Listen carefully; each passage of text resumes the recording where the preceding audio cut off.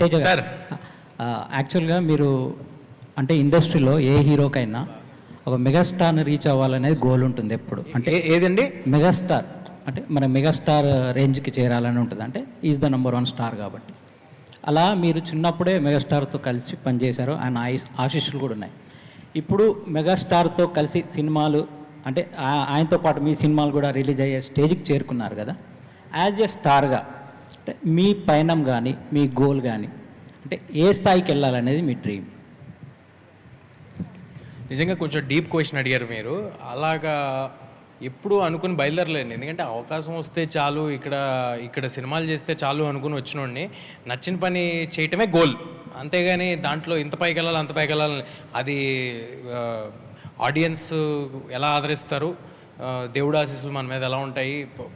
ఒక సినిమా అనేది ఒక 200 things should fall in place at the right time at the right moment. So అది ఒకవేళ సక్సెస్ అయినా అది నాది అని అనుకోవడానికి కామెడీగా ఉంటుంది. ఎందుకంటే 200 విషయాలు ఒకేసారి కలవాలి దానికి.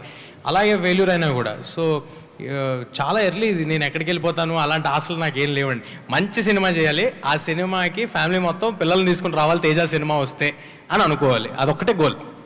అంజలి from TFPC. Hi. So basically India super hero అంటే హనుమాన్ నుంచి కిడ్స్ అందరికీ you are the super hero. So ఇండస్ట్రీలో మీరు ఇందాక మెన్షన్ చేసినట్టు మన హీరోస్ అందరూ కూడా సూపర్ హీరోసే. బట్ సూపర్ యోధ అన్న టైటిల్ ఒక హీరోకి ఇవ్వాలి అనుకుంటే ఎవరికి ఇస్తారు? నేను ఇవ్వాలనుకుంటేనా సూటబుల్ ఫర్ ద సూపర్ యోధ name?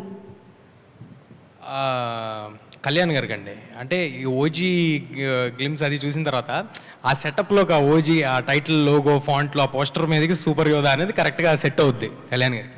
Okay. And one more thing, sword అది పట్టుకుని వెళ్తున్నారు కదా, చాలా బాగుంటుంది.